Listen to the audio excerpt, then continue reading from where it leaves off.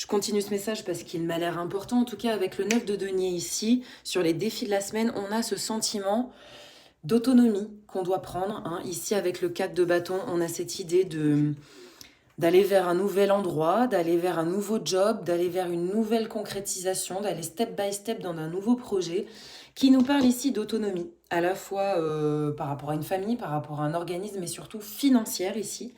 Donc vous êtes en voie vers votre autonomie, mais il y a quelque chose qui bloque ici, qui vous pose souci et qui vient un peu vous perturber la nuit, je l'entends.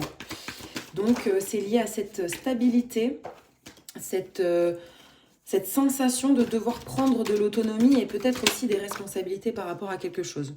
Ici, on a le 3 et de bâton, ça nous parle de s'éloigner d'un écosystème, d'un environnement. Là, il y a des personnes toxiques autour de vous, les amis. Vous le ressentez, vous le savez, votre âme vous donne les informations la nuit.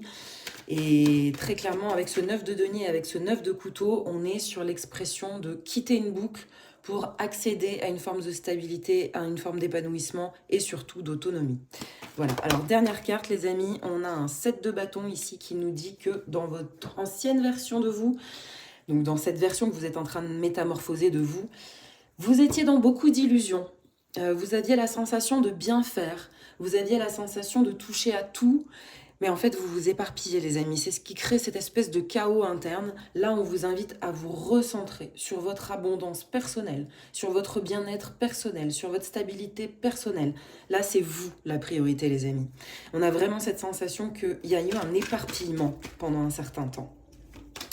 Qu'est-ce qu'on... On a encore un 4, les amis. Il y a eu de la tristesse, il y a eu quelque chose qui est venu vous heurter, mais on a ce 4 qui... 5 fois quand même, avec l'empereur qui nous parle de votre stabilité, du masculin sacré à l'intérieur de vous, qui prend des décisions pour son autonomie, pour construire son avenir. On est vraiment là-dessus, les amis. Et ce 9 de couteau me fait penser qu'il y a quelque chose que vous ne voulez pas voir très clairement. Et donc, c'est la nuit que ça se passe. On vous met des métaphores, on vous propose d'observer l'affaire sous un angle un peu plus métaphorique, on va dire ça comme ça. Allez, la dernière carte cette fois-ci. Ben, on a ici l'expression du roi Non, c'est le valet, les amis, excusez-moi. Du valet de coupe. Et le valet de coupe, ici, nous parle de naïveté, d'immaturité émotionnelle, d'une personne qui est en train de passer de l'immaturité à la maturité, de la dépendance à l'autonomie. Vous voyez, vous êtes sur ce mouvement-là et il y a un élément dans votre écosystème qui vient poser problème et vos rêves, vos sensations, vos émotions, vos ressentis nocturnes vous parlent, les amis.